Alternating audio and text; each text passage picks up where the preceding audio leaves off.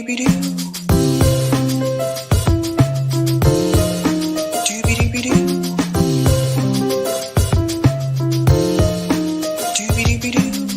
host, Sabrina Salvati.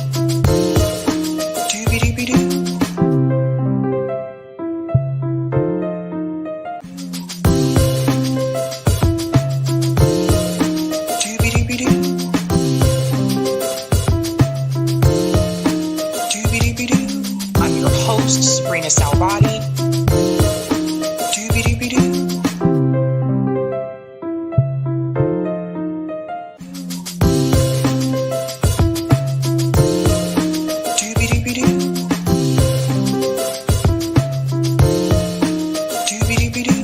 I'm your host, Sabrina Salvati. All right. Happy Friday, guys. Welcome to Sabs podcast. I'm your host, Sabrina Salvati. I have a special guest with me tonight. His name is Dr. William Marsh. He is a member of the House of Representatives for New Hampshire. Dr. Marsh, thank you so much for joining me tonight. Thank you, Sabby, and thank you for having me. So you have a rather interesting story. I know that at one point you were a Republican and then you decided to switch to become a Democrat. And so I have to ask you, why did you decide to make that switch? Well, first of all, I was a Republican for a great many years, like most of us when I was working for a living and raising my children. I didn't pay a whole lot of attention to what was going on and basically just did what my family had done for a very long time. When I retired, I was looking for something else to do to give back to my community and decided to run for the New Hampshire House, and that seemed the logical thing to do at the time. Mostly I've been involved in public health stuff over the years because that's what I know and that's what I care about. I mean, you kind of figure that out. I am a doctor. We've had some issues with public health in the last year. I think probably everybody on the show knows that. And one of the issues that we had was COVID-19. This created an issue in the state of New Hampshire where certain members, particularly of the Republican Party, wanted to basically remove all requirements for vaccinations in the state of New Hampshire, not just for COVID, but for everything. I just thought that was wrong. So I fought that. I was told by leadership not to do so. And I said, fine, I got your message and did it anyway. They got really mad at me when I won. I think I saved more lives that day than in my entire medical career. And this festered for most of last summer.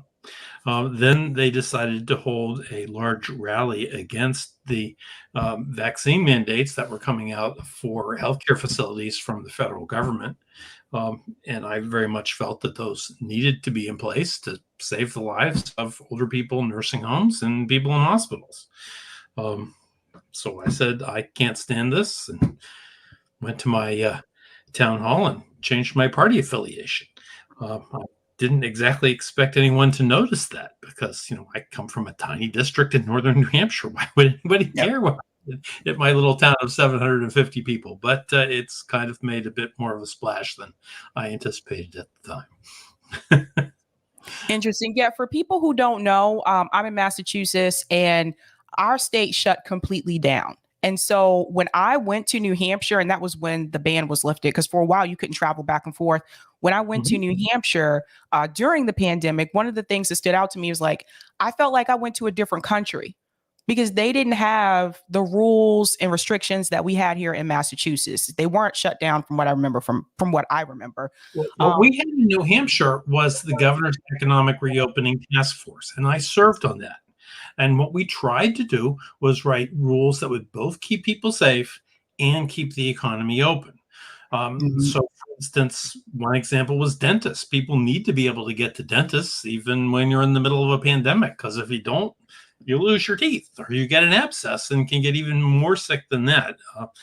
And that's a problem.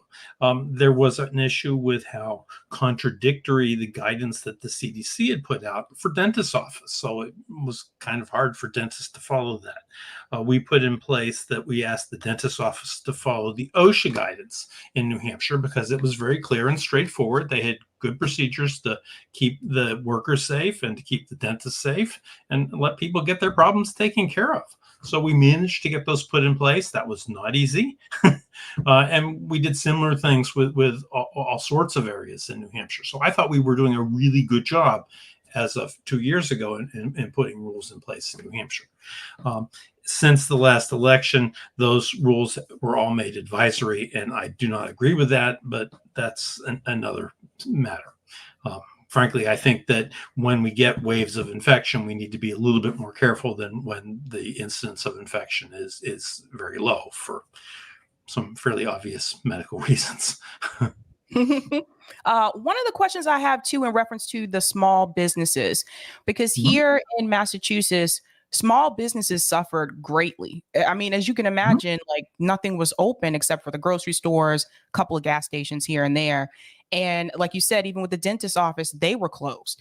So a lot of the small, like mom and pop businesses here ended up closing for good. And I was wondering, in New Hampshire, did you have that same thing happen there, or did you not have to worry about that because you guys were managing to keep things open at the same time? Well, initially we shut most things down because we didn't have rules until we made them. That didn't last for a dreadfully long period of time, but it did happen, and I do think that some small businesses suffered. Some things suffered more than others. For instance, theater venues suffered a whole lot because who's going to sit in a crowd with people that they don't know in the middle of a pandemic? Even if you're allowed to do that, the people won't come. So that was a problem. We had another organization besides the reopening task force. It was called Gopher, and I don't remember what the letters stood for, that was used to distribute some of the pandemic money we got from Washington to the small businesses to try to help keep them afloat. I was not involved with that, so I can't speak to that specifically, but I do know that that was done to try to soften the impact on a lot of the small business. Nevertheless, there are businesses suffered quite a bit, but in New Hampshire, we've bounced back pretty robustly from the closures that happened during the pandemic, and I think we ended up doing better than most. Interesting. I want to get your opinion about the current administration, the Biden administration, because there's a lot of frustration. As you can imagine, people are very upset with the economy right now. We still have issues with the pandemic, not as worse as before, but we still have to deal with it. I personally am I'm an independent. I don't care for the two-party system. I try to focus more on local politics because I feel like that's where you can make the most change and direct action and mutual aid. But I want to get your opinion about the Biden administration. Like, how do you feel in reference to the job that's being done, and particularly what's going on right now with Roe v. Wade? Well, those are a bunch of separate questions. I'm a little bit like you. I've paid attention to things where I can make a difference. So for maybe 10 years at least, probably longer than that, I haven't really paid a lot of attention to the national politics, because what difference is a small town doc in northern New Hampshire going to make to national politics? The issue that got me upset more than anything else with national politics were the endless foreign wars that we seemed to be in, whoever was in charge. And I have had an issue with that. But that being said, I do think that the Biden administration has taken a bit of a bad rap as far as inflation is concerned. My read on inflation is the reason we're having so much inflation right now is because of the rise in gas prices. We have a big rise in gas prices because we lost two of our refineries in the United States during the pandemic when everything was shut down. And there's basically no reason for these businesses, these large companies, to reopen them because there's been a declining demand for their products for a great many years. That when things opened up again, there was suddenly a whole lot more demand for gas and diesel and such like that. So the prices shot up. I don't think that that's the Biden administration's fault, but they're getting the blame for that. You asked about Roe v. Wade. That's a huge issue. I don't think we've ever taken away a right that people have from them in this country before. I don't believe that's ever happened in the history of this country. I've been a huge supporter of women's rights. I think forever it was my bill that made birth control pills available behind the counter without a prior doctor's prescription in the state of New Hampshire. We passed that my very first term in the House of Representatives. We did make a mistake with the financing such that it wasn't able to be implemented for a number of years, but we actually got the language in to implement the financing of that as part of a bill to deal with smoking cessation products in the last session. And the Board of Pharmacy finally implemented the rules for that just this last February. So we're seeing that that's going to roll out just in time for the FDA to make some birth control pills available over the counter. So, maybe all that work went to waste because now they're going to solve the problem anyway. But I'm still proud of that. I think that was a wonderful thing that we did for the women of New Hampshire. And that goes to show the difference between, and that's why I was going to tell my audience what you can do locally versus we can't really, I can't control what they do in DC. I can protest, I can, scream about it, but I really can't, I have no control there. Whereas like locally, you have access to your local politicians. Like we have access to our mayors here, access to city councilors.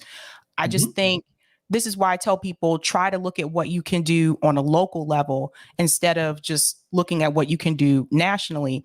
In reference to inflation, though, I will tell you, Professor Richard Wolff, he has this economic update that he does on his channel, Democracy at Work, and he does this every week. And one of the videos that he did, he said that the inflation is actually due to the sanctions. That's possible. That's possible. I heard another person who thought that it was due to the population bump from the millennials now suddenly having a demand for things like houses and such. I mean, I don't know. I'm not an economist. But I do know that where I see it more than any place else is when I go to fill up my truck with gas. Yeah, the gas prices are the food prices have also increased, at least here in the grocery stores. The food prices are astronomical. If you want to become a vegetarian, now's a good time to try. I just want to tell people because the meat prices are astronomical. It's ridiculous. If you go, like, at least if I go to the grocery store down the street and I go to buy just like, let's say 2 steaks, I'm looking at like $30. Mm-hmm. It's crazy. I believe you. We sort of eat vegetarian an awful lot anyway, and we have a nice big garden. So I can't say that I've noticed that as much, and I'm not the one in my family who does the grocery shopping. I'm sure you're right. It's just not something that I personally have the experience to speak to. In reference to New Hampshire, so there was this wave, and I'm not sure if this is still continuing, but there was this wave a couple years ago of Massachusetts residents moving to New Hampshire, but still working in Massachusetts because houses are cheaper in New Hampshire than they are here in Massachusetts. Like the housing prices here are ridiculous. How do you feel that affects New Hampshire's economy in any way, shape, or form? Because technically, it's kind of like they get to play both sides. Like they get to have the affordable housing and live in another state, but they're working in Massachusetts, most of them in the Boston area, so they still get the higher salary. Well, my understanding is people in that position do have to pay Massachusetts state income tax. In fact, there was a case before the United States Supreme Court, I believe it was last year, I don't remember the name of the case, regarding people who were in that position then worked remotely for a time, whether they would still have to pay Massachusetts income tax. And the decision was that they did.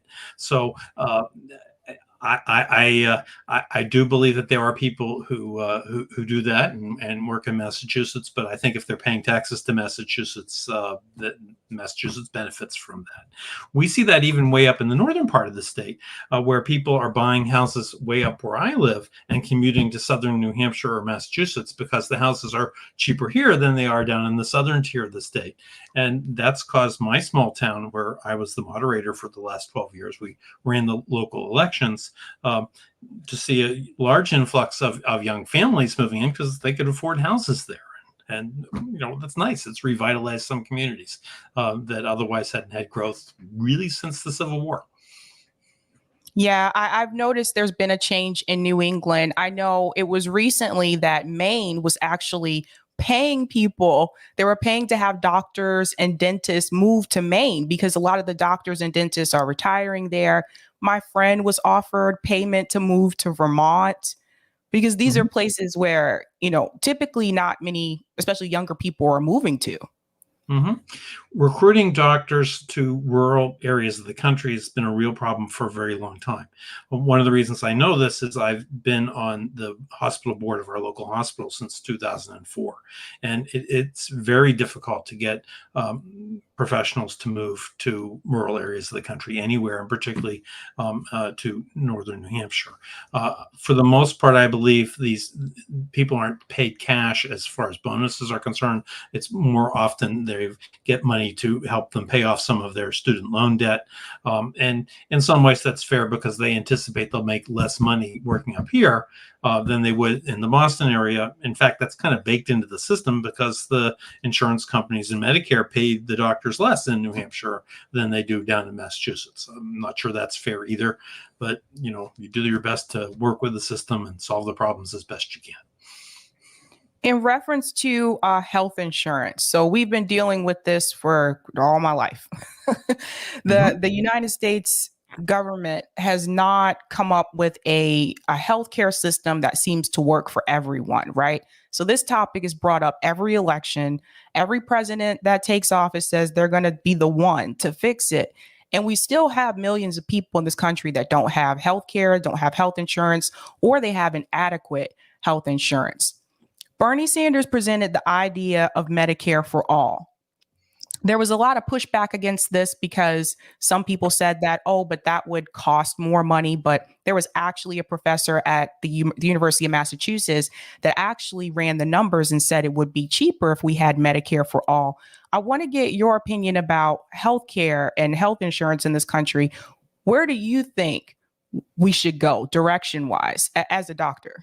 Well, I'm a retired doctor, so I don't have as much of an iron in that fire as I used to when I was working, and that's probably a good thing because I'm not requiring the system to be paying me. Um, I think there are many ways to solve the problem, and if you look around the world, you'll see um, systems like they have in Canada that have universal health insurance. You'll find other systems where it's much more privatized. There's plenty of ways of skinning the cat. The thing is, we got to figure out some way of solving the problem. I think we're better than we used to be. I think that the what they call Obamacare, the Affordable Care Act, did help increase the availability of health insurance throughout the United States. How affordable that is a matter of some question, and it's probably better in some places than others. Um, it, and Certainly, it's better in the states that passed Medicaid expansion, like New Hampshire did. Hopefully, we'll renew it in the next session. Than in the states that did not. But you're perfectly correct. It's a problem that the country has not yet solved, and I don't pretend to know the perfect answer, but I do know that it's a problem that needs to get better. I can tell you that the Affordable Care Act really helped our local hospitals stay in business because we greatly reduced the number of patients that we had without insurance coming to the hospital.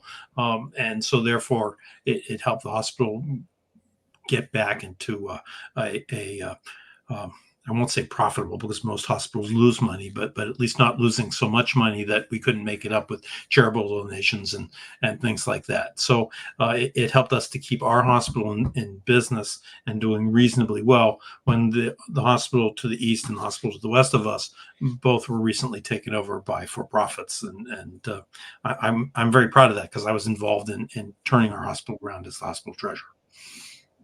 Do you feel that when you look at something like universal basic income, so this was something that Andrew Yang brought up when he was running in 2020. Of course, he wasn't the first person to present the idea. MLK presented this back in the day.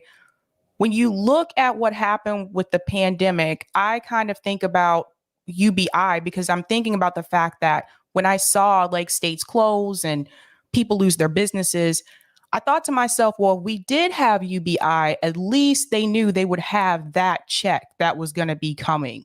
What's your opinion about that? Do you think that universal basic income is a good idea? I think Alaska is the only state in the US that has something like this in place right now? Well, Alaska's kind of in a unique situation because they get a dividend from the oil on the northern slope, and they can pay that out to all their citizens. Uh, wouldn't it be great if we were all in that position? um, that's of course the problem. We've got to figure out how to do it. It's really not a new idea. Frankly, it was written about back in the 1930s. I remember reading a science fiction story by Robert Heinlein where he was talking about the idea of universal basic income. Um, in a sense, the payments that were made to people who didn't have employment because their businesses closed during the pandemic were like that, although we didn't call them that. It was very similar to that. I'm not enough of an economist to say if it's a good idea or a bad idea, but I think it is an idea worth exploring. One thing I do know is that we do seem to be seeing a shift in our economy with the rise in automation, so that there are a lot of jobs that aren't there anymore. And we have to figure out how to divide the economic pie that's fair to everybody. And that is certainly one of the ideas. Whether it's going to be the idea that wins the day in the very end, probably it's something that none of us have thought of yet, will be what we end up doing. That's usually the way these things work. I have a question in reference to legalizing marijuana. So I'm sure, as you know, we legalized that here in Massachusetts a couple years ago. It was done through a ballot initiative. Over the years, other states that kind of surround us adopted that as well, like Connecticut, I believe Vermont. I have to double check about Maine, but I believe Vermont as well.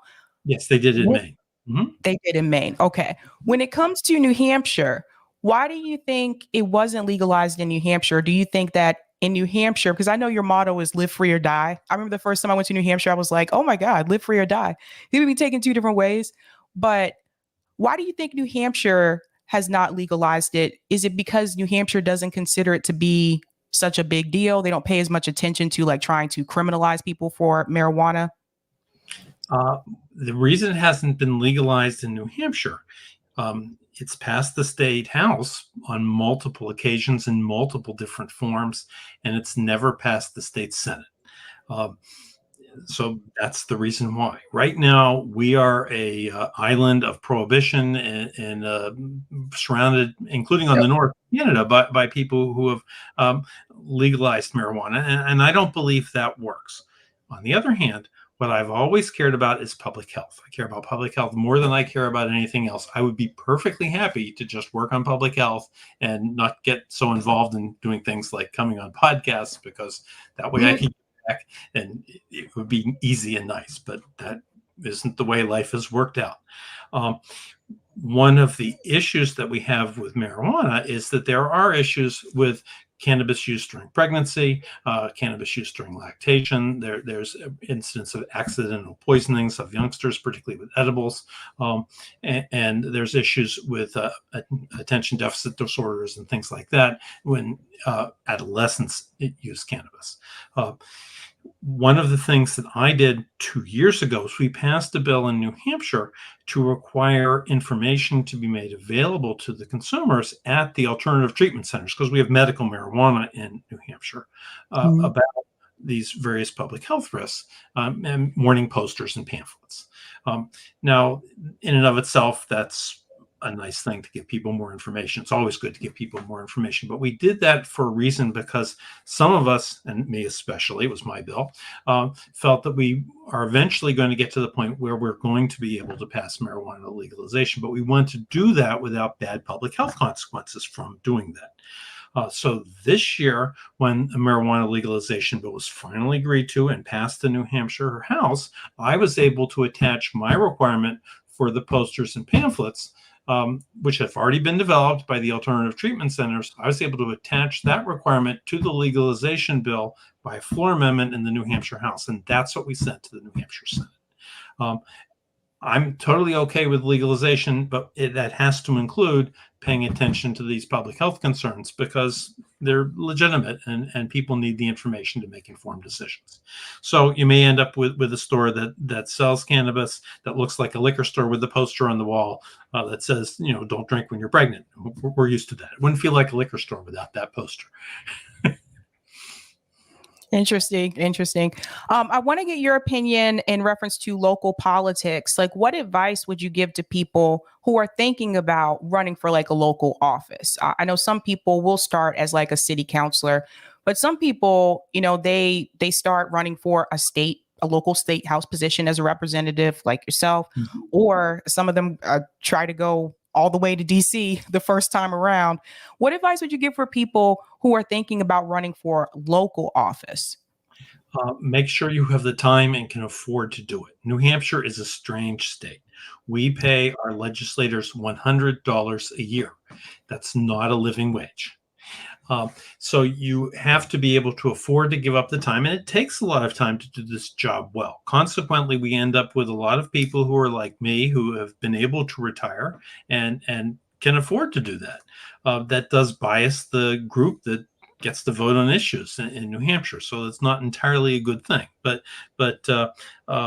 you need to be able to feed your family, take care of your wife and kids, and all that other stuff. So do think about that. That's important.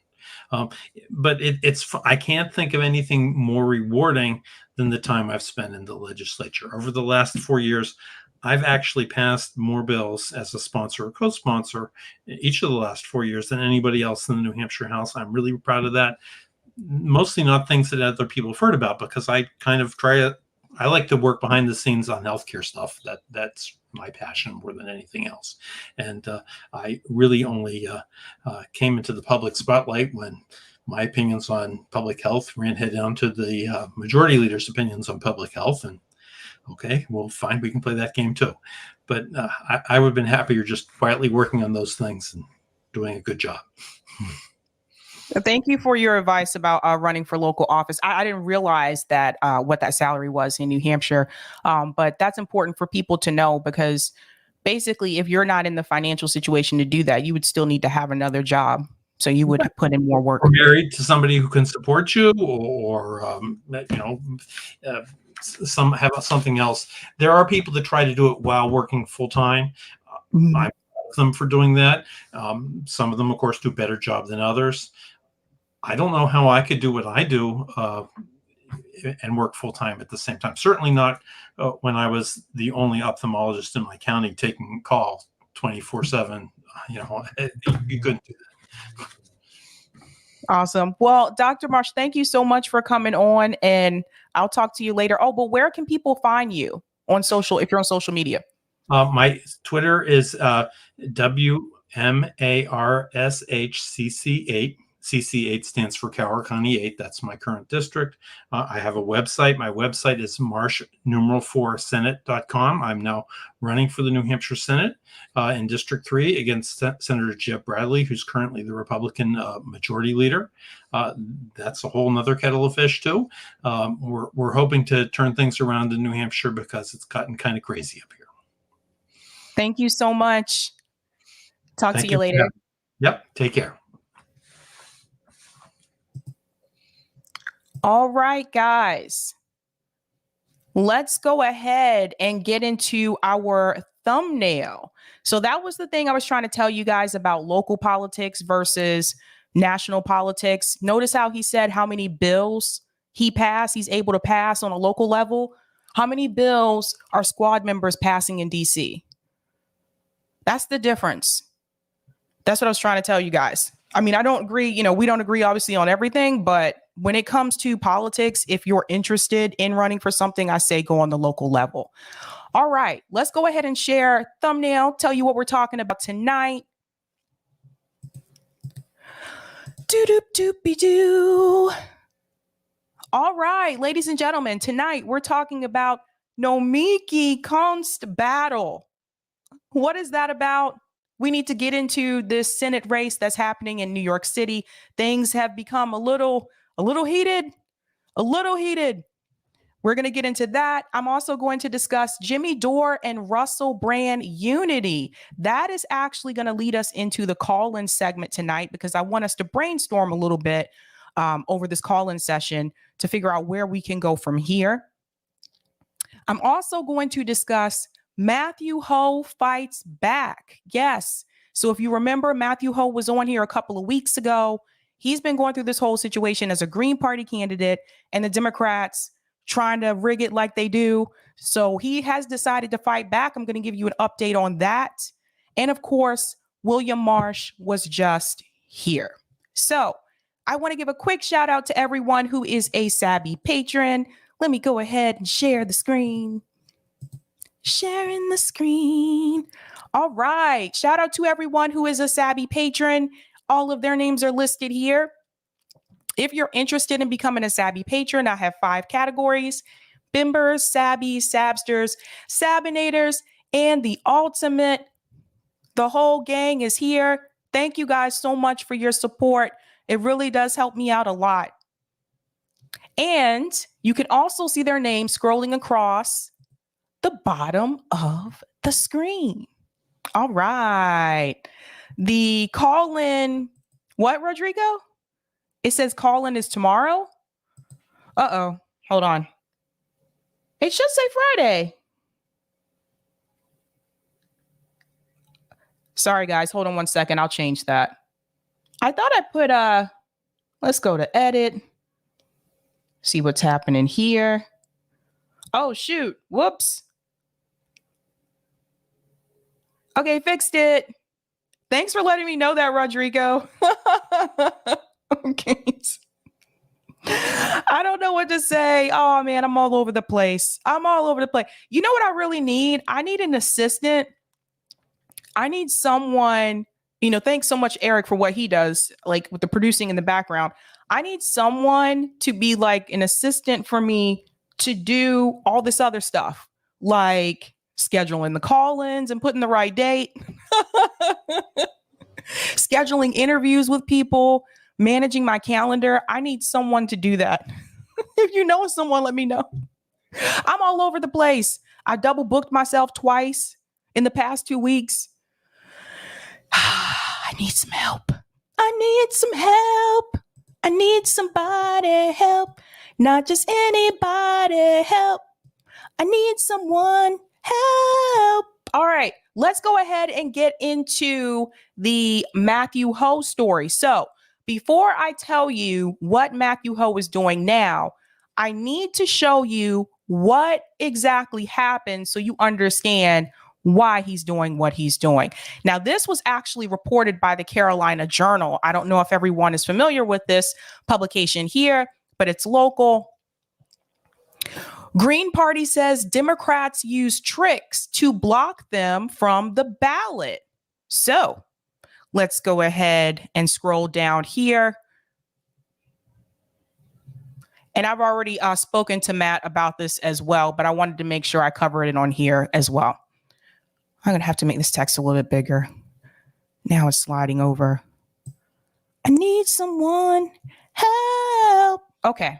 The North Carolina Green Party had its petition to be recognized as an official party in state elections denied in a 3-2 party line vote at the NC State Board of Elections on June 30th. But the NCGP is crying foul, alleging the Elias Law Group, a powerful firm used by national Democrats, which was also successful in getting North Carolina election maps thrown out, used lying, bullying, and harassment to influence the decision. So, case in short, let me tell you what happened here. The Democratic Party of North Carolina decided that they thought there were a couple of signatures that Matthew Ho collected that just looked suspicious to them. So they decided to hold a vote whether or not to allow the signatures to be accepted. So because there were a few that they were skeptical about, they decided to throw the whole thing out in a vote 3-2. 3 Democrats, 2 Republicans. Make sure I got that right. I think it's 3 Democrats. So that prevents Matthew Ho from being able to be on the ballot. He was collecting the signatures. He got actually more signatures than what was required of him. They couldn't have that. This is why they make it so difficult for third party and independent candidates. This is why they tell them they have to get like 15,000, 16,000 signatures, because they don't think anyone's going to be able to do that. He was able to do it and he beat that number. So then they had to come up with another reason to try to stop him from being on the ballot because he has a good amount of support. One of the things that they did, I have to show you this video. Again, this is from the Carolina Journal. One of the things that they did, they actually had they had Democrats calling people who signed their signature for Matthew Hoh. They had them calling those people and they were pretending like they were from the Green Party, asking them if they were sure that they meant to sign it. Listen to this. Don't have to take my word for it. This is just some of the sneaky tricks that they pull. You're calling to confirm whether or not I signed a petition. Mass, who are you calling with? What organization? Oh, is this the Green Party? Yes. Lies. You're with the Green Party? Yes, and we have you listed as wanting to get the candidates on the North Carolina ballot. Did you sign that petition? So you were calling as a representative of the Green Party? As a volunteer, yes. Okay. Yeah, I did sign it. Okay, and would you say you strongly support it or just somewhat support it? I mean, I don't think I'd sign something unless I strongly support it. Okay. Well, thank you for confirming. Animal participation in elections is important. If the Green Party is on the ballot, it will take votes away from Democrats, giving Republicans a huge advantage that will help them win North Carolina in 2022 and 2024. There's far too much at stake to let this happen. Are you interested in asking to have your name removed from this petition or leave it as is? I'm confused. So if you're with the Green Party, why are you asking to remove? I'm sorry? Yes, I totally. Right. And he did the right thing by hanging up there. So you see what they were doing, right? They were lying, saying that they were with the Democratic Party. They were not, they were with the Green Party. They were not with the Green Party. Obviously, why would the Green Party call those people and ask them, did you mean to sign it? Did you strongly support doing this? Why would they do that? So that was one of the tricks that they used. There was another one. Aha! They removed it. Okay, there was a video. I hope this person sincerely has not been targeted. Let's see. Yeah. Okay, there was a video here where they were also going to people's homes. They were going to their homes asking them if they meant to sign. You know what? I think JB has that up on his. Give me a second. Because see, JB was able to play it. And I'm going to find it really quick. Because I want you to see that video. Because, again, you'll see that they were pretty much harassing people. And people are like, what the blip is this, man? What is this all about? Let's go to videos. I don't know if JB's in the chat or not, but I believe JB played that video when Matthew Hoh was on. That was fairly recent. Let's see if I can find it. Give me just a second. Man, it wasn't a month ago. Where is JB's video?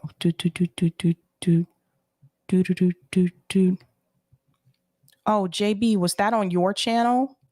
Or was that on RBN? That must have been on your channel.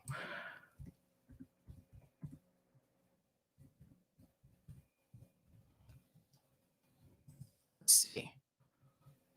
Sorry, guys. Like I said, that video was there. And now obviously it's not. No, so it was on RBN. JB Font, Matthew Hoh.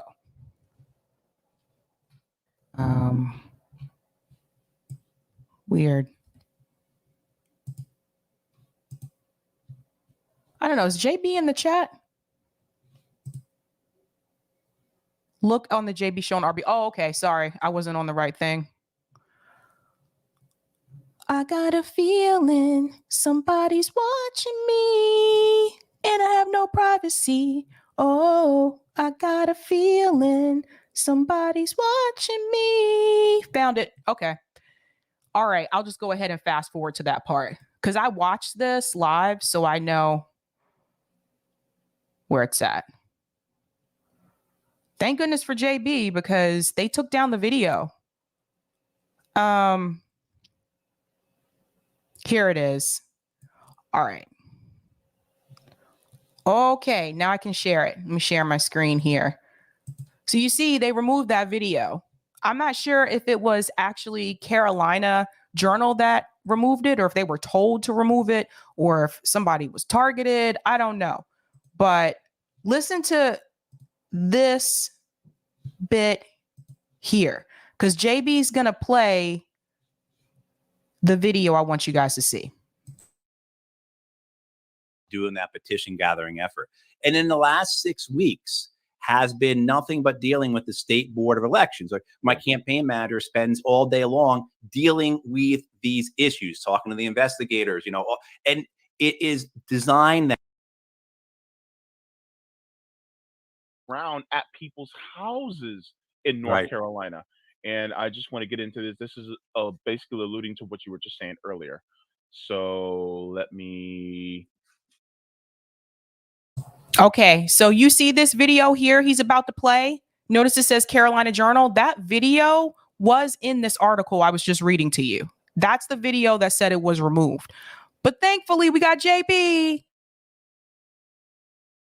Play this, and I will enlarge it as well. Be a huge disadvantage to Democrats and would be an advantage to Republicans.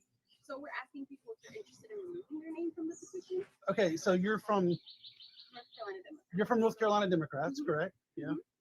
And you used the public information based on the petition that I signed, correct? For getting the Green Party candidate onto the ballot, correct? Well, that's the petition that you signed. Correct. Yeah. I'm fully aware of that. Yeah, so we're just asking people if they were interested in removing their name from the petition. Like some people signed it and didn't know they were being misled. Some people didn't even sign it, but their signature was on there. So that they're investigating that too. Yeah, I get it. You have to audit the petition, correct? Yeah. Yeah, well, I'm not sure how that works. Like they just contracted me to go around and ask people. Okay. About if I wanted to take my name off of the list. So I just want to jump in here for a second and let you know, because the volume is a little bit low on that video per se, but she was basically contracted by the Democratic Party to go to people's houses who actually signed the signature for Matthew Ho, who put their name on that list, and ask them basically if they actually meant to sign that. That's what she's doing. So she's going door to door. The guy that you hear talking, he's the one that's filming her. So wait till you hear what he has to say. And that's because, like, I'm not following. I mean, I signed it because I wanted the Green Party to be on the ballot. Right. So we're letting people know that it would be a disadvantage for Democrats. Boom! Right. You guys should move further left, and then that would. Hang on. So you heard what she just said? She said, basically, by you signing your signature for Matthew Ho, that would be a blow to the Democratic Party. That would actually hurt the Democratic Party. Well, duh. That's the whole point. If he wanted to vote for the Democratic Party, he would have done so. He did not want to. That's why he signed his name for a third party candidate. At the end there, he said, no, you guys should be further left. You see, they don't get it. They don't get it. That's the problem. Why do you think you keep hearing all these media talking heads trying to say the Democratic Party, oh no, they're going too far left. That's so dangerous. They want to get that fear out there because they don't want the American people to understand that when you look at those exit polls, a lot of the Americans actually agree with having those left policies. If you look at the exit polls of 2020, whether they voted for Joe Biden or not, the majority of Americans agreed with having those left policies. They don't want you to hear that. So I'm glad that he recorded that. It's unfortunate they took the video down from the article. Again, I don't know all the details about that, but kudos to that gentleman who made that video. Now, there is more because Matthew Ho is deciding to fight back, thankfully. So he sent me this the other day, and here we go. Breaking. We've just filed a lawsuit against North Carolina State Board of Elections. Corrupt, lawless, and partisan decision to keep the Green Party off the ballot. Even though we submitted over 2,000 verified signatures, more than required by law. Read and retweet. So it says here, Matthew Ho in North Carolina Green Party filed lawsuit over NC Board of Elections decisions to keep the Green Party off the ballot. And so if you click here, and I'm so glad that he's doing this, by the way. Here you go. Matthew Ho and Green Party filed lawsuit over the NC Board of Election decision to keep Green Party off the ballot.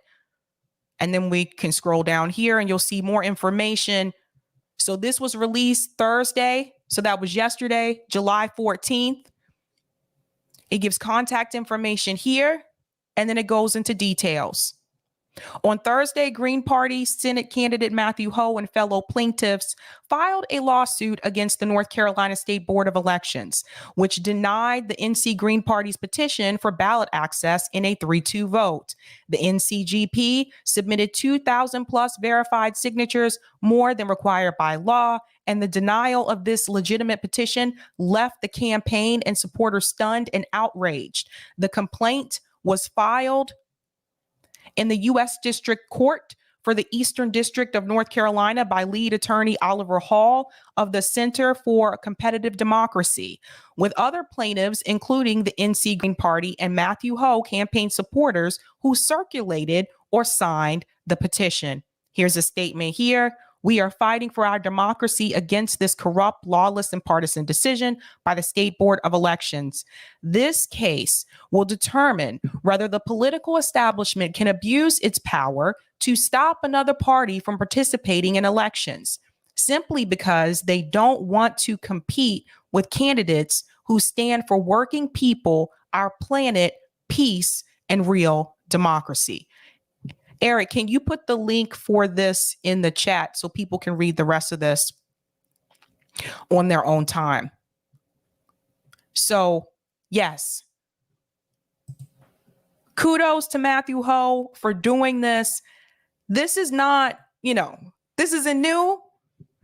Princess Blanding was on this show last year, and she talked about what they did to her when she was running for governor of Virginia through the Liberation Party. They did everything they could, told her she couldn't go on the debate stage, and she met the requirements. So these are these little dirty tricks that they've been doing over time, right? Most people don't end up filing a lawsuit. That's the problem. So now we have someone that is doing that. Kudos to Matt. Shout out. Go over to Twitter. Give Matthew Ho your support. We need to do these things. We need to amplify this information. We need to tell as many people here as possible. It's still crazy to me because when Matthew Ho came on here, it was literally the week after, if I'm not mistaken, when they did this to him. It was literally like a week later that they pulled these shenanigans to keep him off the ballot. What'd I tell you? It's crazy though, right? Because you know what they've done? They've actually given Matthew Ho more attention, which is something they really never want to do. when it comes to third party or independent candidates. They actually want to suppress them as much as possible. But by them doing this, they actually ended up giving Matthew Ho more attention. So there's that. All right. Let me go to some of the comments here. Shout out to Lawrence, who's a Sabby member. Don't you wish Bernie had the cojones to fight back? We need critical thinking. The Green Party has pretty much done more election integrity than any other party. Sebastian says, remember Jill Stein tried to enter the debate stage during the 2012 presidential elections and she was blocked. Yeah, this is what they do. And Chris Lynn, I hope Matthew Ho wins. Imagine the ripple effects. That would be huge. That would be huge. So I'm glad this story is getting more attention. Let me see. Okay. Just making sure what did I do?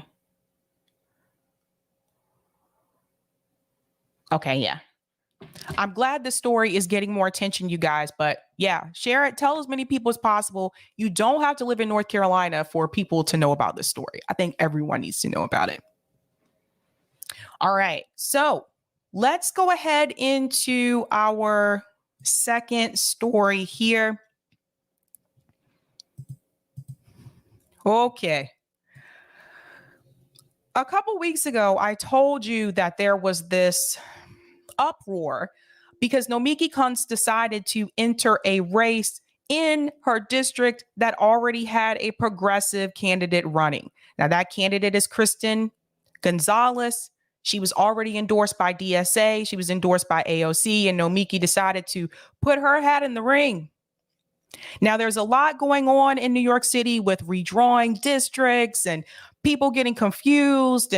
But what I said was the moment that she found out that there was already a progressive in the race who was endorsed by DSA, I said the right thing for her to do would be to step down and walk away. Don't split that vote. Apparently, there has been a battle on the field between the two, and things are getting pretty ugly because now those candidates are kind of engaging in a war theirself. Now, this is the first part I'm going to show you, and then I'm going to show you what Nomiki said on Twitter as well. Progressive candidates engage in war of words as campaign for Senate seat gets ugly. Here we go. Tensions are running high between the campaigns of two progressive candidates who are both running to represent District 59 seat in the state Senate.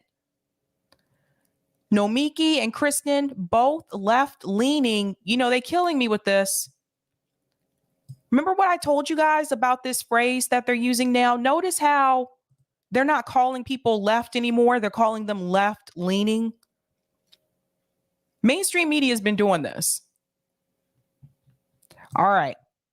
Both left-leaning candidates in the race to represent Western Queens, North Brooklyn, and parts of Manhattan have been waging a war of words on social media. Gonzalez has leveled claims that Nomiki is racist, while Nomiki has accused Gonzalez's campaign of harassment, intimidation, and inciting violence. Whew. These are pretty harsh. These are pretty harsh. The animus between the two campaigns began the moment that Nomiki announced on June 1st that she was running. Nomiki, a well-known progressive who ran for NYC public advocate in 2019, was criticized from the get-go since Gonzalez had already months prior announced that she was running for state senate. Gonzalez had already received backing of scores of high-profile progressives, including the NYC DSA, the Working Families Party. By the way, I told you guys the Working Families Party is another one that's become corrupt. They're supposed to back progressive candidates, and they've actually been supporting establishment candidates that were running against progressives, just like Imani Oakley, that was running in New Jersey. And she was also endorsed by AOC, and that there were fears that Nomiki would jeopardize her campaign. Nomiki faced an avalanche of criticism on Twitter when she announced. And yes, I'm saying Nomiki instead of her last name because you guys always tell me I do not pronounce her name correctly. Just keeping it real. I'm sorry. I got to do it. This is so selfish and wasteful. We have a Latina socialist running in the district who has a track record in this particular community and has a winning coalition of endorsement, and she's up against a machine hack. Don't split the vote. And for what? Now, that was from Alana Levin. Many of Gonzalez's followers, as well as DSA members, believe that Nomiki's campaign will help candidates such as Elizabeth Crowley. That is Joe Crowley's, that's either his cousin or his niece. I think that's his cousin, who is also vying for the seat. Win the August 23rd primary. Other candidates in the primary include Mike Corbett and Franchos Olivius. All 5 candidates have a following. The tension heated up online on July 10th when Gonzalez took to Twitter and accused Nomiki of racism for twice sarcastically saying to face "Welcome to Astoria." Gonzalez, who was raised in Elmhurst and is the child of Puerto Rican and Colombian parents, viewed this as a dog whistle, implying that she was an outsider and was without community support. And here's that tweet here. It's easier to see it this way. So this is Kristen Gonzalez. I grew up in Elmhurst, just a few miles from Astoria. The insinuation that I am not from and need to be welcome to a community I spent time in as a child in the borough I've spent my life in is condescending and wrong. But we've seen these dog whistles before. Here we goes. The same opponent and her surrogates are also claiming that I lack support from the community. White candidates in West Queens have been accusing their Latina opponents of this for years. They've tried it with Vote JGR and Tiffany Cabin, but they won by double digits anyway. Whew. This, ooh. White candidates in West Queens have been accusing their Latina opponents of this for years. Ay, ay, ay. Anyone in the chat from Queens? Anyone? Let me know. Let me know. She went on to say, as the daughter of Puerto Rican and Colombian parents, as a woman, as the only Latina in this race, as someone who grew up between 2 New Yorks, I've dealt with racism my entire life. I've been othered and told I don't belong. And she also says this here, that's an experience that so many of my neighbors share. It's also why we need more women, immigrants, and Black, Brown, Indigenous leaders in our movement. And it's why I look forward to representing the diverse communities of District 59 in the state Senate. So, obviously, doesn't look like they're getting along too well. And I think we predicted that this would happen. This is why Nomiki should have just stayed out of it. I felt like this was a vanity project for her. I felt like if you had someone, I don't care either way. I'm not there. I can't vote for either one of them. But I felt like if you already had a progressive that was in the race, that's what you should have gone with.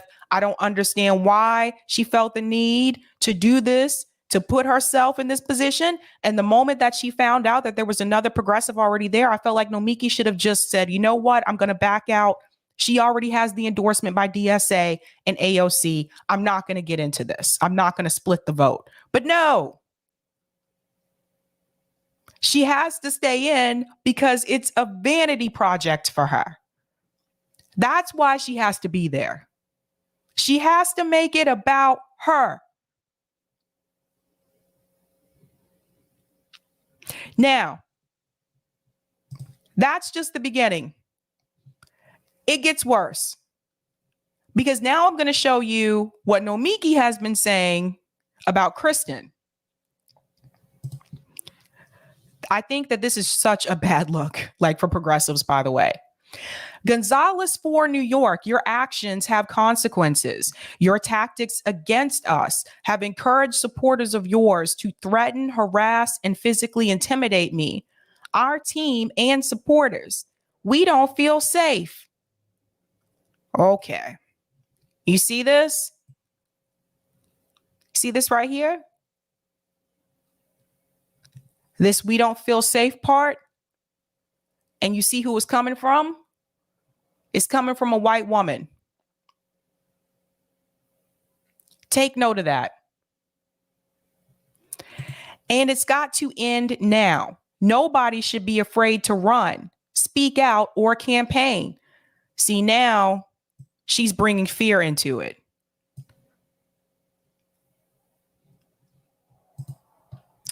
She goes on. Oh, there's more. Buckle up for this one. Local business owners supporting me are being verbally harassed by you personally. Authorities had to be called this week after your false allegations led to someone storming our event and physically intimidating us.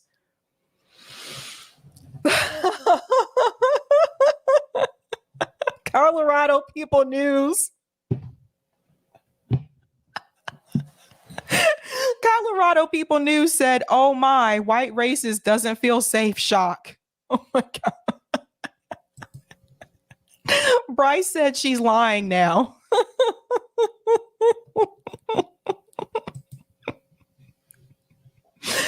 Oh boy, call up your NATO friends for backup, Nomiki, LOL. Oh dear. Oh my gosh. I don't know where to begin. Okay. She goes on. There's more. Just this morning at the subway, my volunteer organizer and I were verbally harassed and physically threatened by your supporter. This is bad for democracy. Guys, isn't this the same thing that establishment Democrats were saying about Bernie Sanders supporters in 2020? Didn't they say the same thing about us? That Bernie supporters were verbally harassing and threatening people. Do you guys remember that? She's using that same talking point that establishment Democrats used.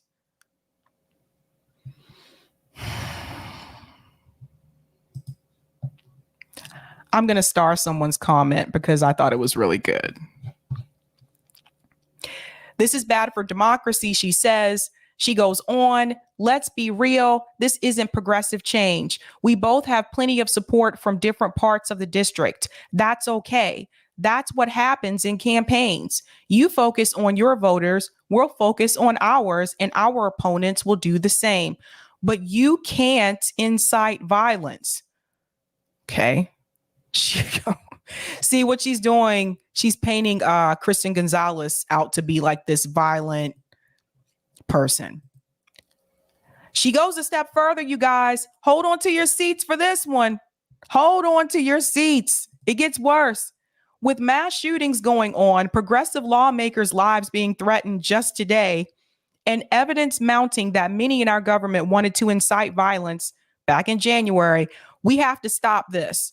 Your team has to calm down and let the campaign go on peacefully. Oh, look at that. Look at that. Look at the white woman telling the Latina to calm down. Hold on. Don't get emotionally involved. Calm down. And she ends with this.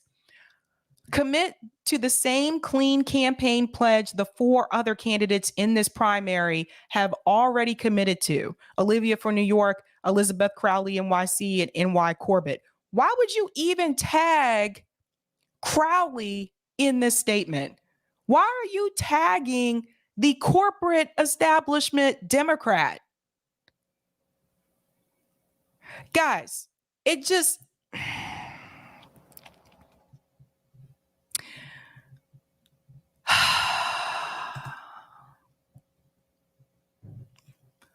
Look at this person's comment right here. They hit the nail right on the head. Now, this comes from Defenestrator of Souls. Okay, that's an interesting name. But they said, are you seriously comparing her to January rioters and mass shooters? None of this seems at all shamefully cynical to you, right? That's a reach. This is embarrassing.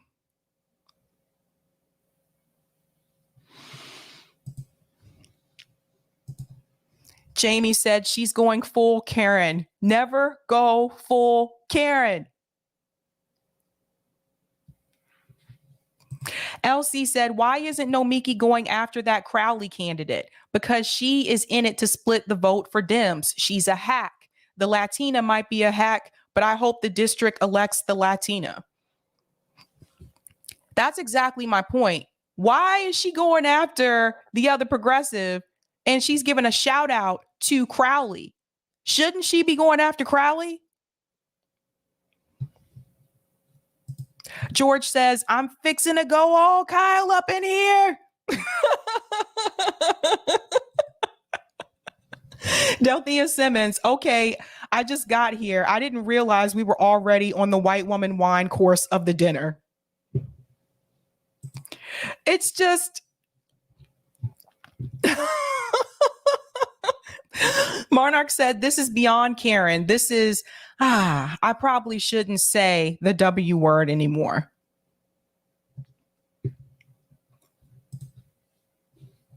It doesn't make any sense to me. I think, like I said before, she should have just went ahead and just decided, like, you know what? Someone else is doing this. I'm just going to go ahead and sit this one out. But no, vanity. Do you guys remember the movie? Oh, God.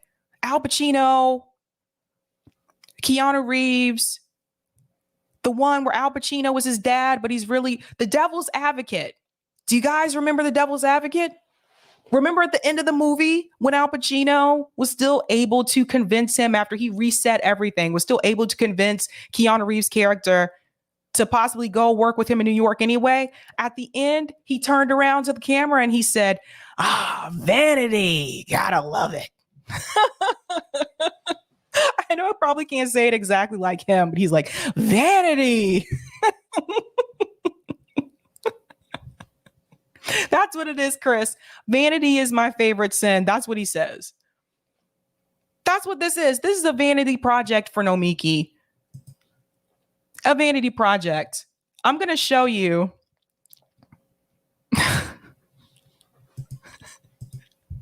I'm trying not to laugh. I try. I'm going to show you the vanity part. Here is her ad. And so she has this on her channel, of course. Push for the public's agenda. Watch this, guys. Hold on. Oh, that's too big. She put it here. Okay. Watch this. And I'm going to say something about this after too, because it's just. So here comes Nomiki. Everybody look and pay attention to me. It's all about me. It is somebody who can push for the public's agenda. We need an engaged electorate who speak up for their communities and challenge authority. That state legislature is lost. I appreciate the time and giving us a voice because I'm speaking up with a voiceless right now. I want to compliment you for your great work. I just want to salute you for what you do. You were an investigative reporter who did watchdog journalism. It makes sense that you would check the government in other ways, including from within. Thanks, Nomi. Big flag for me. Look at me, guys. I'm a journalist and I took pictures with all these politicians and I spoke to all these famous people. Elect me. Vanity.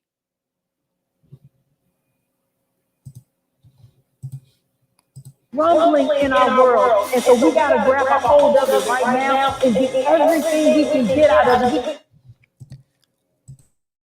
Why is Cori Bush's speech in her ad campaign? That was Cori Bush's speech when Cori Bush was running. Why does Nomiki have that as a part of her own ad? What is it? Why? This is not your work. That's Cori Bush's campaign.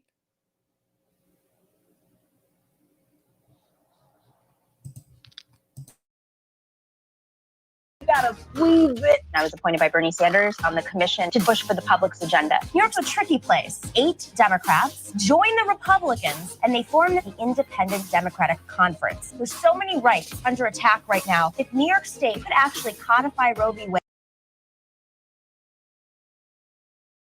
This portion right here. Here's a picture again of Nomiki with Cynthia. That's Cynthia Nixon. Some of you guys know her as Miranda on Sex and the City. She was also a candidate. And there's AOC. But it's just funny because, again, AOC endorsed Kristen Gonzalez and Nomiki has her in her ad.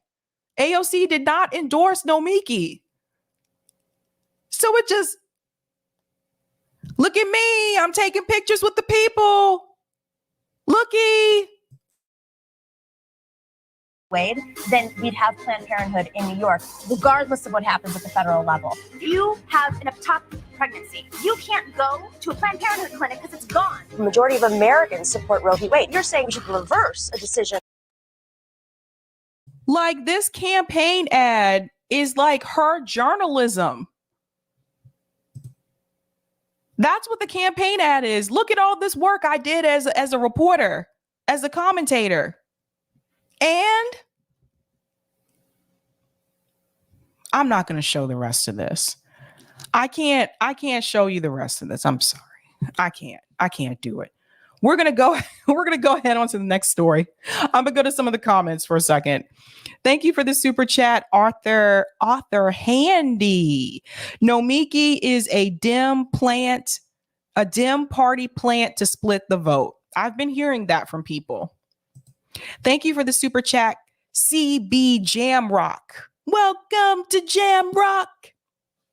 Heavy on the mayonnaise.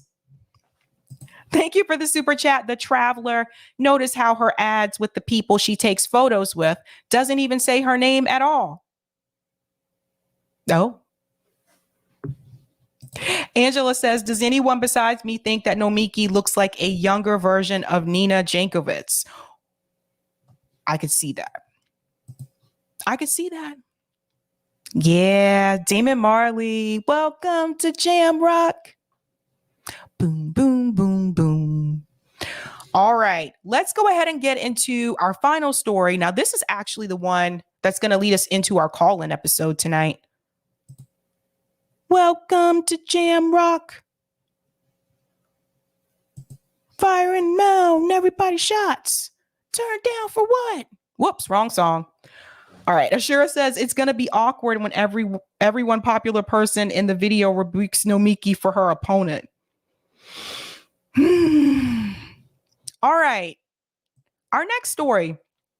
So Russell Brand posted a video recently called This Is Bullshit, and it's him talking about free speech and what could really work in reference to bringing people together, what we should really be focused on, not just in this country, but globally as well.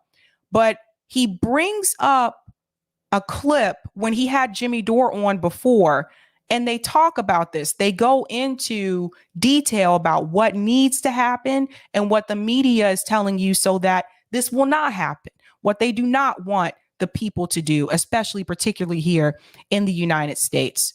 So I want to go ahead and get started with this, and I'm going to chime in here in between.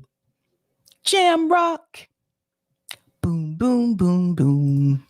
Now I have that song stuck in my head. Firing it now, and everybody shots. Turn down for what? Conversation, Jimmy Dore talks about the importance of people from different political backgrounds coming together. He talks about how we've been tricked, how Biden has broken promises to ordinary people from the start of his administration, how dissenting voices like Rogan, Assange, Alex Jones, people that you might agree with or might not agree with. I don't bloody well care. It doesn't matter to me with what you think. We're all going to disagree about stuff, but what we have to get to is a point of honest and open communication. That's what I think. That's what Jimmy Dore thinks. Watch this conversation now and stay to the very end because it's fantastic. And I want you to comment below and tell me what you agree with, what you disagree with, what you think Jimmy Dore's got right, what you think I've got right, and where you think we can improve. Stay to the end. What's going on, Jim? Okay, let's talk about that part for just a second when he mentions open communication. I think that's key, right? What is preventing us from having that type of open dialogue with each other, with people who may be on the other aisle, the other side of the aisle from us? Propaganda from the mainstream media. That's what prevents that from happening. Kid you not. And this is something that will continue to be a problem if we don't wake people up to the fact, we don't wake people up to the division that they put us against. When you see like people arguing with each other, cutting people off, I've seen people unfriend people because of who they voted for. This is exactly what the media wants you to do. This is exactly what they want you to do because that's what the oligarchs want you to do. They want to keep us divided based on left versus right so that we don't unite on the class issue. That's their biggest fear. And they go on to talk about that. So let's get into it. What's going on? What's happening with all of these new categories and condemnations? What do you think's happening?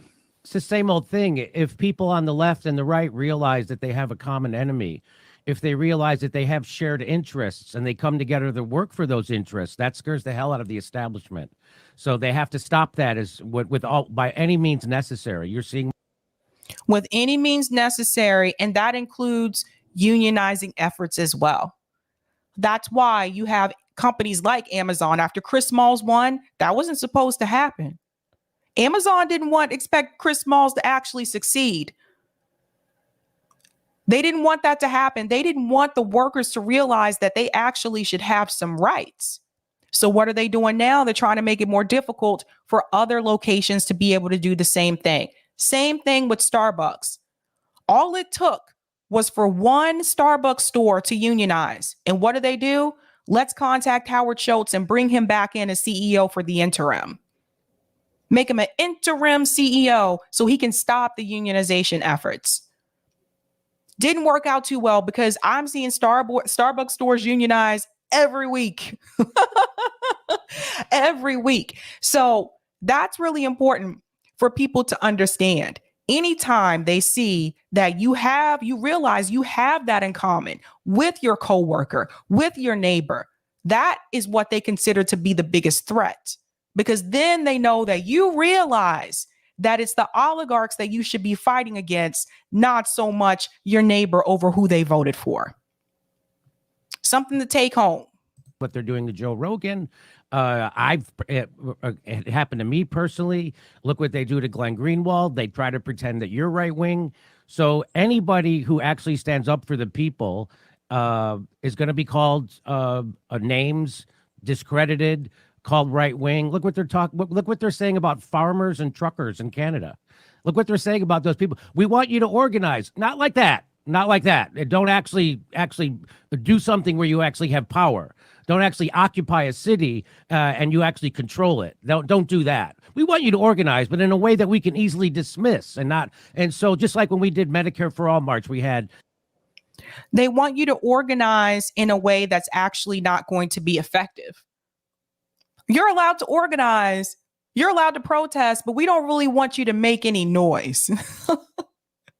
We don't want mainstream media to hear about it because then it could get out. And we don't want everybody to know what is happening over here. That's why they put all these stipulations on it. Oh, yeah, I believe in the right for people to form a union, but not like that. I believe in the right for people to unionize, but why would you want to do that when you have all these great benefits at this company anyway? That's what the CEO of Amazon is saying. So they're always going to try to make it seem like they're for the worker, because you can't be too blatant about it, because then people just say, oh, you're just an asshole. So they always make it seem like, oh, yes, we totally support that. But then they'll do everything that they can behind the scenes with paperwork to make sure that it does not happen. Same thing for politicians. This is why I tell you, when a politician says that they support something, that doesn't mean anything to me. Not anymore. Because a lot of them and the progressives, they told you they supported something, but when it came time for them to fight for it, when we were trying to hold them accountable, did they fight for it? Did they fight for Medicare for all? No. Did they go to the Medicare for all marches? No. Cori Bush was the only one that showed up, and she didn't want people to videotape her. So saying that you support something doesn't mean anything, because behind the scenes, you can do paperwork. You can make moves behind the scene to make sure that it doesn't actually go through. That's just lip service. Let's go back a little bit, because he goes into the marches here.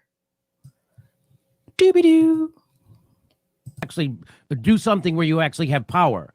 Don't actually occupy a city and you actually control it. Don't do that. We want you to organize, but in a way that we can easily dismiss and not. And so just like when we did Medicare for All March, we had a Medicare for All marches in every city, in 50 major cities in the United States last summer. Didn't get covered by the media. None of the Democratic politicians show up. And half the people who say they claim to support Medicare for All in the United States did not show up.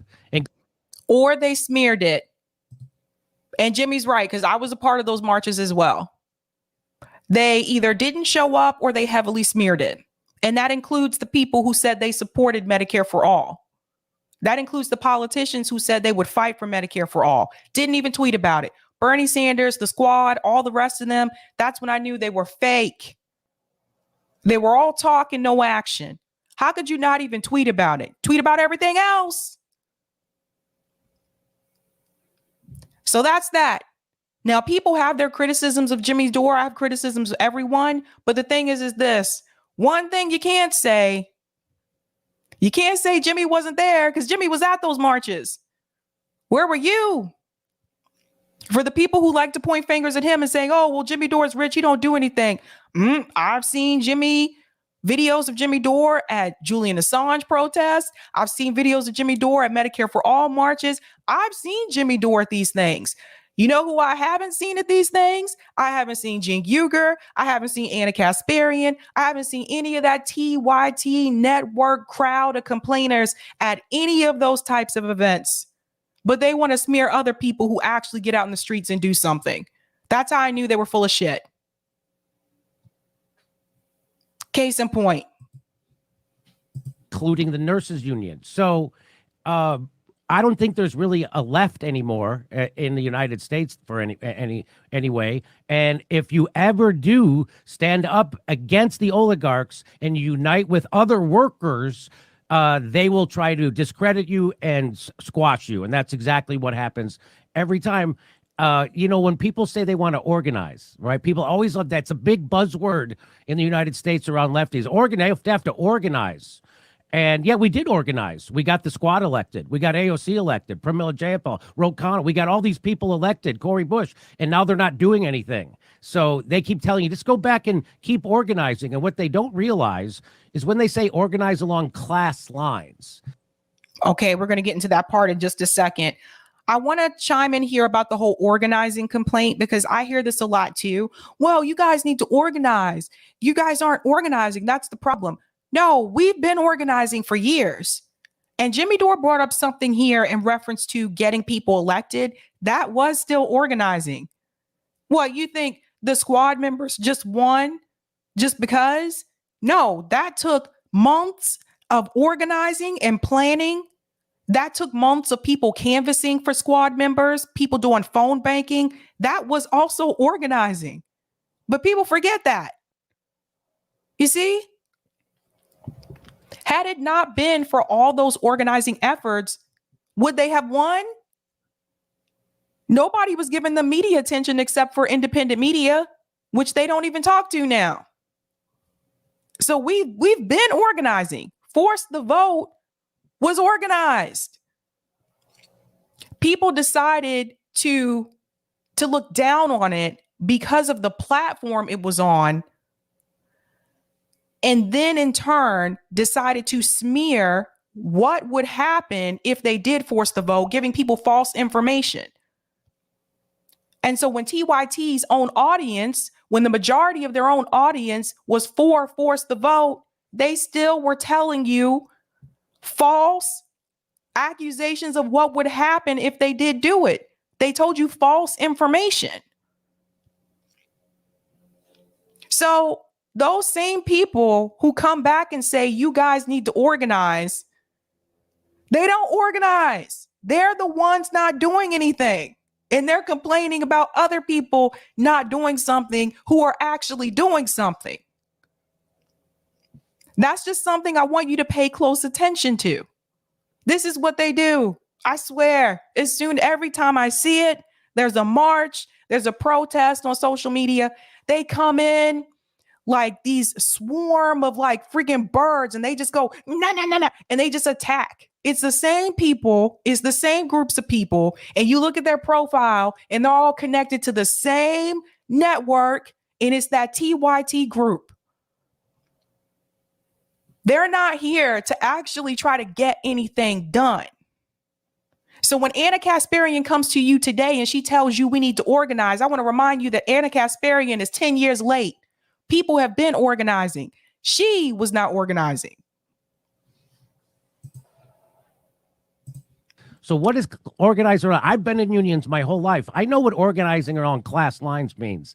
And here's what it doesn't mean. You don't go to the shop floor and go, who here is a libertarian? You're out. Who here is a Trumper? You're out. Who here is a Boogaloo boy? You're out. Who here is a Proud Boy? You're out. Okay, now we're going to organize with who's ever left. That is not how organizing works. They know that's not how organizing works. And so when people actually do actual organizing and they connect with people on both sides of the aisle around common interests, that's the scariest thing to them. So, by the way, it would be funny if someone did walk onto the shop floor and say, let's organize. All right, if you're a Trump supporter, sorry, you're out, can't be. That would be kind of funny. Also ridiculous, right? But I think the point that Jimmy's trying to make here is that when it comes to organizing along class lines, you can't look at all those other little things that people use to try to divide us. You can't. Imagine if unions actually did that. Imagine if Chris Smalls did that when he was trying to unite the workers with Amazon. Imagine if he went to the Staten Island location and said, okay, if you guys support Trump, you can't be a part of this. That's ridiculous, right? Staten Island is like Trump country. It wouldn't have worked. So he organized the workers based on the class issue, based on the way that they were being treated, which is something that all of them were experiencing. That's how you fight back. That's how you unite people. The problem that we have, particularly in this country, because I see crowds of people rise up in France. I showed you videos of thousands of people rising up in Sri Lanka, kicked the prime minister right out his house and swam in his pool. The problem that we have in this country is the majority of us, not those of you guys watching this program, but the majority of Americans haven't figured this out yet. The majority of Americans haven't figured out the class perspective yet because they're so focused on left versus right. And then you have a portion of them that are just too comfortable to actually fight for anything or actually care. That's the problem. Let's go back in. Thanks. You've actually answered it. Okay. Literally, that's literally the experience. When you say, forgive me for not knowing, because I'm a fan of your YouTube stuff, and I love what you do on your channel and how you communicate. I really do. And I also saw it when you had Glenn Greenwald on and you stuck up for me. I appreciate that as well. Thank you. And I I'll was sticking up. I was sticking up for everybody. That doesn't matter. It's about the principle. I defend Alex Jones's right to freedom of speech. I defend yours. I defend Joe Rogan's. I defend Glenn Greenwald's, Julian Assange, most importantly. And those are the people that the establishment don't want us to defend their freedom of speech. And right back at you. I'm a big fan of your show. I'm very jealous of your popularity. I was talking to my YouTube liaison. And I said to him, hey, I know we're being suppressed. Look at Russell Brand. Look at all the views he's getting. And we're talking about the same things, and he's killing it. And the guy says to me, Jimmy, Russell Brand's a huge star with millions of followers. And I was like, oh, yeah, I forgot. That's right. Okay. No, I have to remind myself of that sometimes, too, that, yeah, Russell Brand does have like 5 million subs. I think he passed TYT now in reference to subs. But I do have to remind myself that, too. Like Russell Brand he's a celebrity. So just something to keep in mind. But let's go back into the convo. Thank you. Well, that at least that remnant and significant part of me that is still egoic really appreciates that. Jimmy, there's loads of things I want to ask you about, but like it's something you just touched upon in your response there, that it's not about any particular person, it's about a set of values and principles. This migration of principles is something that we're the easy dismissal of a principle is something that I'm noticing again and again, that people will say, this is what we believe in. Oh, but not in this instance. When we've been doing videos, for example, around mandates, one of the things I've continually said, and I've been careful to say because I'm aware of the kind of restrictions that exist, or even around conversation in this area, is try to forget for a moment what the subject is. Just think about the principle of freedom and autonomy. If we put them aside at this moment. Oh, I didn't realize that. Okay, so it was 5.76 million. Okay, thank you so much for that. I'm going to fast forward through this part a little bit, but the point that he's talking about here is remembering the principle, and I think that's important too. But see, that's the thing. A lot of times we don't even get to that part. We don't get to the point where people think about the principle, because people are already like divided because of who the message is coming from. Have you guys noticed that? It's not so much about what the message is half the time, especially in independent media. Most of the time, it's about who the message is coming from. If Force the Vote, for example, did not come from Jimmy Dore's platform, and let's say it came from Majority Report's platform, would TYT have been against it? No. That's what it's really about.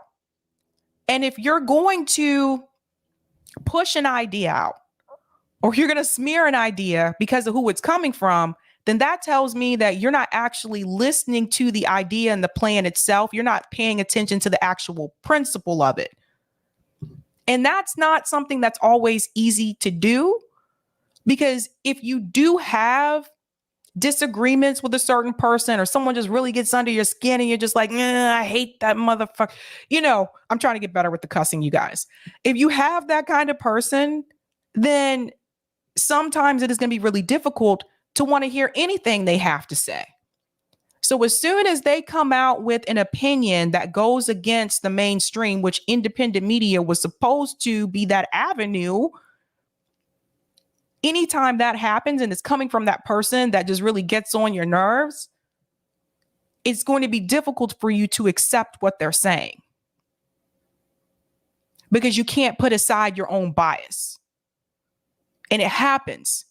It happens in this space, and it happens in mainstream media. So that's something to pay attention to as well. We don't know where else it may be applied, even if you agree in this instance with the subject, like say with the truckers, do you think this speaks to a deeper theme of a kind of cultural nihilism, that people don't have any real values, or our media don't have any real values, or the values that they do have are so dominated by the pursuit of profit and the pre-existing relationships between government, big business and media, that everything is a kind of posture and nothing is real, nothing has any sort of meat on its bones? Oh, that's exactly right. Everyone pretends to care about the right things. That's what virtue signaling is all about. You virtue signal. That's why, I have a joke in my act where I say, you know, if it was 1860, the Democrats would be bragging about their first transgendered slave owner. So what they do is they're using these virtuous signals, these things like identity politics, not to help minorities or workers or poor people. They use it to keep them stuck exactly where they are and out of any kind of economic prosperity. So what they'll do is, instead of having a white guy oppress you, they'll have a black transgendered person oppress you, or Pete Buttigieg, who's gay, oppress you, or Rachel Maddow feed you 5 years of unbelievable red baiting conspiracy theories that were evidence free, to the point where they red baited every one of their political adversaries. So that's what, or they'll get someone like Chris Hayes, who has a show, who's a nerd. They're like, he would never lie to you. He's a nerd. So these are the people. This is what they use to keep everybody where they are and to keep people out of economic progress. They use exactly. So as long as we're focused on identity politics, as long as we're focused on who's left, who's right, as long as we're focused on, oh, well, so-and-so knows this person and they're friends with that person. Oh, so-and-so voted for Trump. They voted for Obama, then they voted for Trump. As long as you're focused on those things, that's exactly where the oligarchs want you to be. They don't want you to actually pay attention to what's going on economically. I think things are changing a little bit now because people are they're feeling the pain at the pump. When they go buy gas, they're feeling the pain when they go to the grocery store. I was just talking about this earlier with Dr. Marsh. They feel that pain, right? But in order for people to truly wake up, you have to ask yourself, number one, any type of conflict that you hear about on mainstream media, ask yourself these questions. The first one, what is the overall issue that they're actually talking about? Always ask that question. 2, what are they not telling me about this subject? Always ask that question too, because they tend to leave things out, things that you probably need to know. And 3, what is the narrative that they are trying to push? And why are they trying to push it? Always ask yourself those questions, because this is the reason why a lot of us don't get to the class issue, because mainstream media has us distracted with so many other things that are really not, oftentimes, not all the time, oftentimes are really not as important as the oligarchs controlling all of us. And they control the media as well. So these are the things, the questions that I want you to ask yourself when you hear those stories on mainstream media. You know, for example, if you go to Fox News, you're going to hear a conservative message. If you go to CNN, you're going to hear a liberal message. So you're already going to expose yourself to some type of bias just by going to one of those channels. You need to know that going into that situation. And then whatever you take from the news that you hear from those networks, you need to research it yourself and see what's really going on. And this is not to tell people not to watch them. You can watch them, but just know what you're getting yourself into when you do it.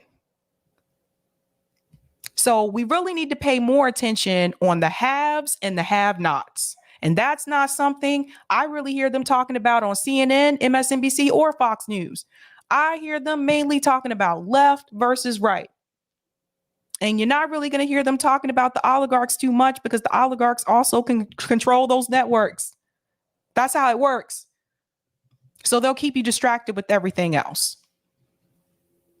Identity politics, and we're living in it right now. I mean, you don't, that means virtue signaling means way more than substance. I just saw Nancy Pelosi has she's running for re-election, and you know why she's doing it? She's not doing it because she's a megalomaniac narcissist who can't let go of power and privilege, or and insider trading, by the way. No, she's doing it for the kids. She's doing it for the kids, Russell. Yeah. And if there's no one who cares more about kids than 81-year-old millionaires. I happen to know that she cares mostly about her kids, her and her husband's kids, Apple and Facebook and Slack. What did you think about that video? Do you agree with Jimmy Dore? Do you think there's Okay, because this is important because this is actually leading into the call-in segment tonight. So let me let him finish this. a possibility? Are you as an individual willing to put aside some of your own prejudices? How can you change yourself so that you can become a participant in a movement of real change? The first thing is to acknowledge we have a problem. The second thing is to believe that change is possible. The third thing, this is what we will do together, is come up with a plan for meaningful change. I'm interested in your comments. Without you, we got nothing, I'll tell you. All right, so that is actually the discussion that's going to lead us into the call-in segment tonight. So the topic tonight is, did someone try to call me right now? Okay, hold on. It only happens when I go live. Like, no one wants to like call me when I'm not. It's usually when I'm doing something. Okay. So tonight's call-in segment is episode 24, Uniting Across Class Lines. Russell Brand and Jimmy Dore discussed uniting across class lines. Is it possible for people to forget about the left-right divide and focus on class lines? I want to hear your thoughts about that. I need to make sure I put the link in there before I roll over to call in. But let me take these comments really quick on Rockfin, and then I'll take a quick break, and then we'll roll over to call in. Thank you so much. Thank you for the tip on Rockfin. Jim Garrison, Sabby, you are looking devastatingly fine. And I really dig your no BS approach to the truth telling, lack thereof. Q. Well, thank you very much. I appreciate that, Jim.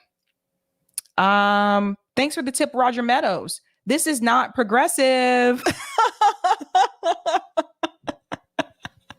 Roger's picking on me. State Senator Jabari Brisport rightfully corrected Nomiki for falsely claiming an endorsement by the state Senate Deputy Leader, Michael Genaris. And she came after him saying that she helped him get elected, which she did to an extent, but then went on to block him. Wow. And thank you for this tip as well, Roger. I just looked up that article and I was distracted multitasking while you were talking about it. But you did mention that Crowley tweeted support, standing in support with Nomiki. If not, I sent it to you just now. Let me check my DM. Take a look at me now. There's just an empty space. You coming back to me? Whoa, she did. She sure did. Wow. Okay. That tells you everything you need to know about Nomiki. Are those all the comments on Rockfin, Roger? Eric? Sorry, I said Roger again. Let me, I just want to share this with people so they can see this, what Roger just sent me. Because it appears that I can't make this up. This lets you know right here who Nomiki is really trying to line herself with. So this came through. I stand with you, Nomiki. By the way, this is coming from Elizabeth Crowley. Like I said, I think that's Joe Crowley's cousin or niece. I think it's cousin. I stand with you, Nomiki, and pledge to a clean campaign. No campaign or candidate should encourage this behavior. No candidate should be threatened or feel intimidated. Certainly not in this climate and not ever. There you have it, folks. The cat's out the bag. Why is she standing with the progressive? Why is this happening? There you have it.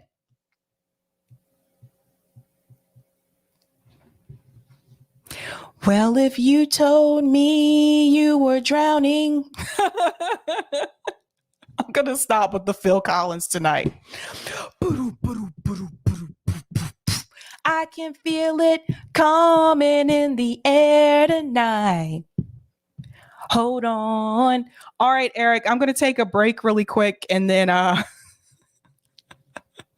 said the mask is all the way off. I'm going to take a break really quick and I'll come back and get ready for call-in. Here we are. All right. Yeah, let me flip that around. Hit that. All right. How is everybody doing on this Friday night? We made it out to Friday. Just keep an eye on that thing. All right, got a lot of things to keep an eye on. Let's look at some of these chats that came in. From Joy Duncan, said, I highly recommend Russell Brand's interview with Vandana Shiva and the food crisis that has been manufactured by the top 1% corporations, top 1% and the corporations for decades. Yeah, I was watching that one earlier. That's maybe his latest one. That's a good one. Let's see here from Delthea. If you work for your money instead of the other way around, you have more in common with the neighbor you don't like, but will join you on a picket line than the man up the hill with the good yard sign. Definitely true, Delthea.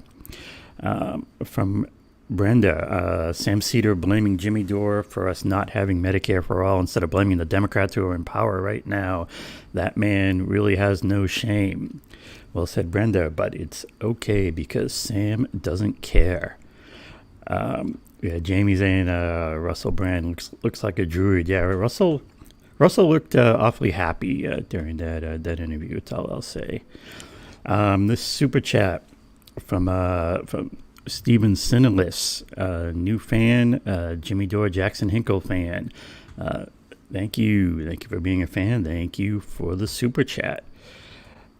Here's Roger Meadows saying, "Hey, don't forget." I think that was Roger reminding us to either to read the Rockpin super chats or something. And a super sticker from Michael Pan. Thanks for that.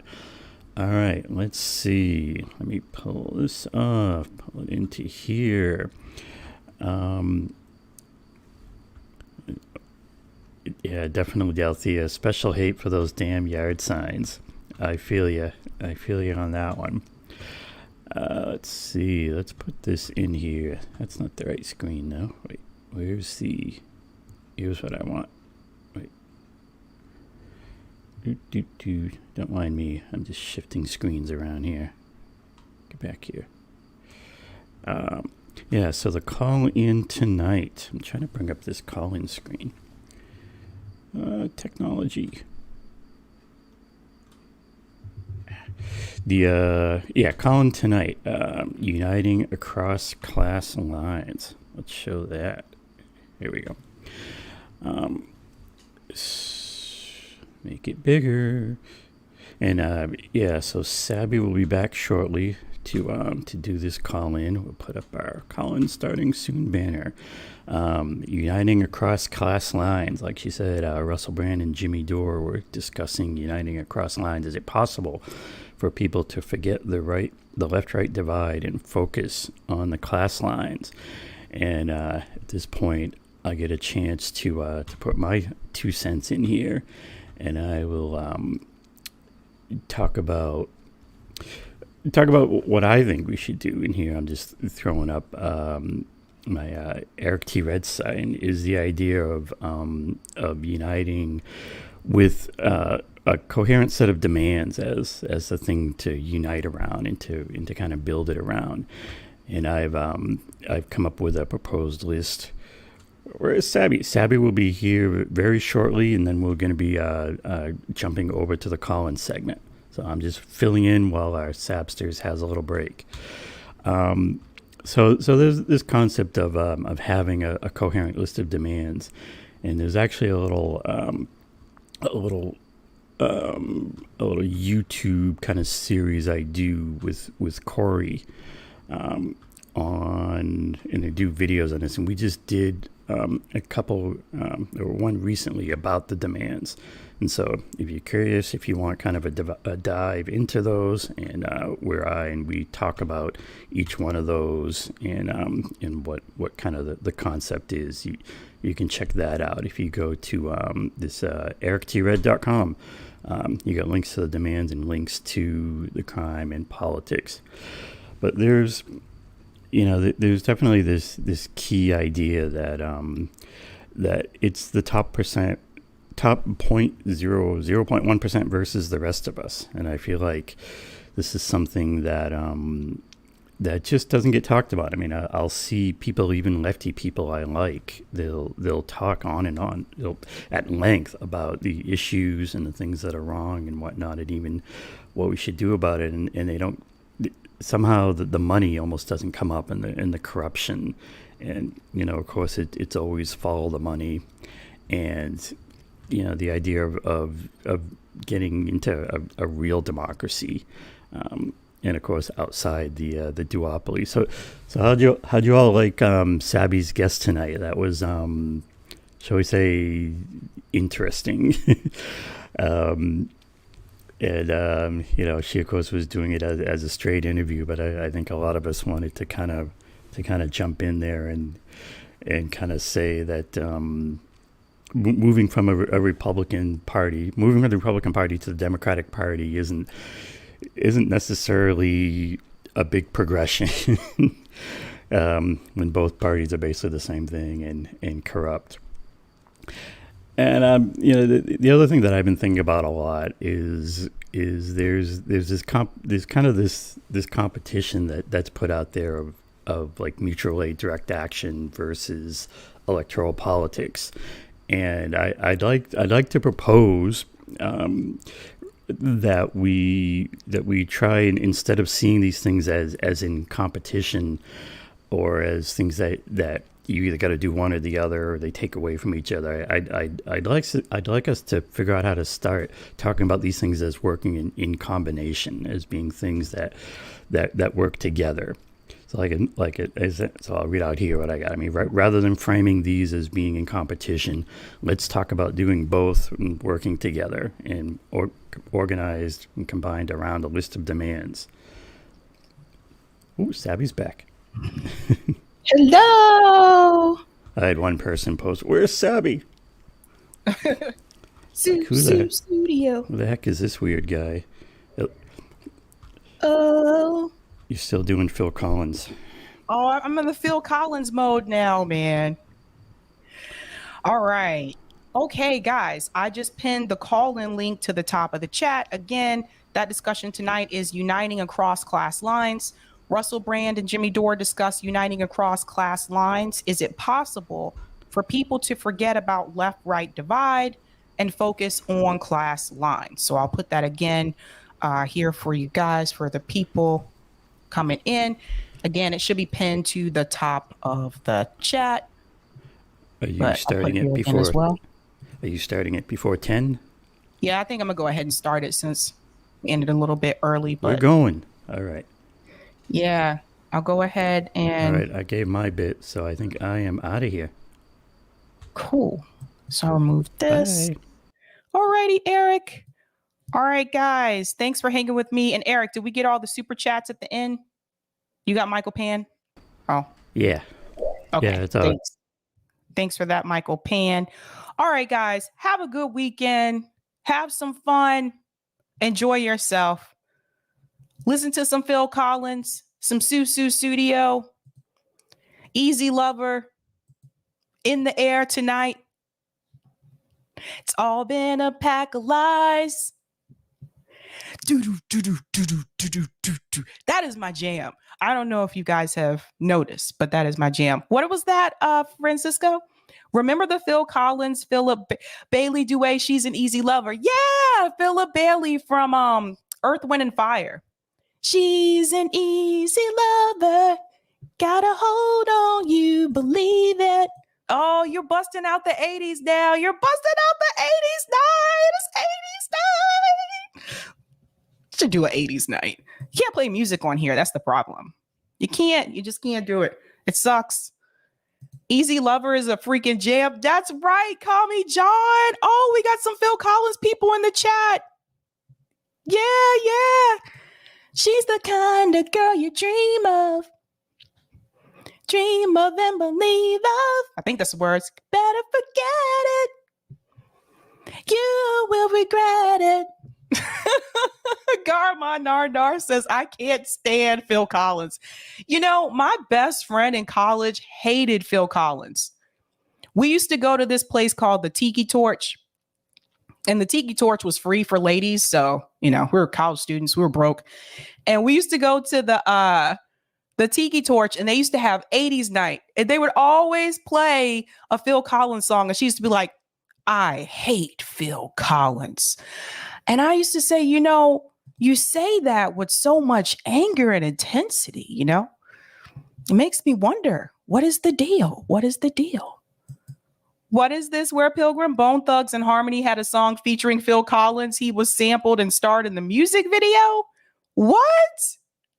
I don't remember that. I'll have to look that up. I just remember, I know Bone Thugs and Harmony were like, they had the song, Crossroads. I see you at the crossroads. Boom, boom, boom, boom, boom, boom, boom, boom. Tell me what you gonna do when judgment comes for you. What you gonna do? They're from Cleveland. I saw that when I went to Cleveland. I went to the Hard Rock.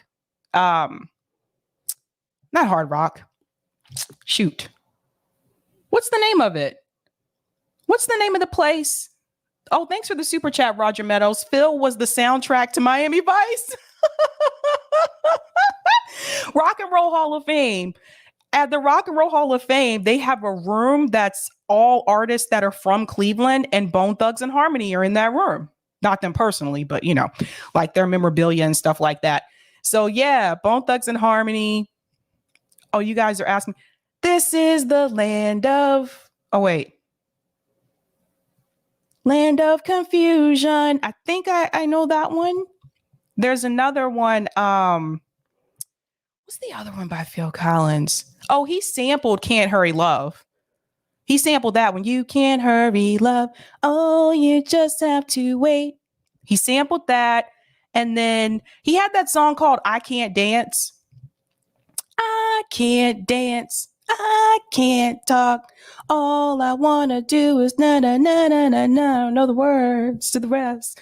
But yeah, man, rock out to some Phil Collins and just be like, she's an easy lover. Oh, one more night. One more night. One more night. Ooh.